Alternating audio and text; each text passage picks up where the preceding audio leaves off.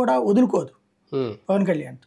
ఈయన ఇచ్చేటువంటి ఇస్తుంది, ఈ స్థానిక ఎన్నికలు కూడా వంతాడు తీసుకుంటుంది.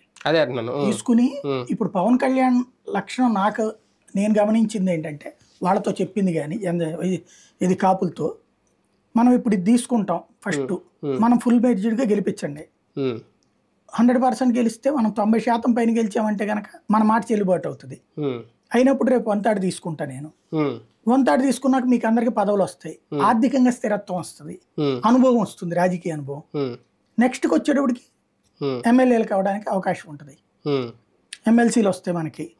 ఇవన్నీ కూడా ఇప్పుడు నాకు తెలిసి వైసీపీ ఎమ్మెల్సీలు చాలా మంది జట్లోకి వెళ్ళిపోతారు. అది పవన్ కళ్యాణ్ దగ్గరికి వెళ్తారా, చంద్రబాబు దగ్గరికి వెళ్తారా, ఇవన్నీ చాలా ఉంటాయి కదా రాబోయే రోజు. ఒక రకంగా 100% success first time Pavan Kalyan గారికి ఈ ఎన్నికల్లో అని అనుకోవాలి. ఓటు ట్రాన్స్ఫర్ వల్ల జరిగిందా ఇది భారీగా? జగన్ వ్యతిరేకత ఎంతవరకు ఈయన కలిసి వచ్చింది? కూటమి కట్టడం వల్లే ఈ తరహా విజయం ఆయన సొంతమైంది. పవన్ కళ్యాణ్ వేవ్ అనాలి ఇది. ఎందుకంటే 100% సక్సెస్ అన్నది ఇంతవరకు భారతదేశ చరిత్రలో ఎవరిది లేదు.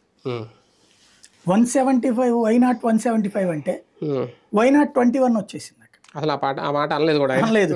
2 ఎంపీలు గెలవడం అదే కదా, 70-80 అనుకున్నటువంటిది ఈ స్థాయిలో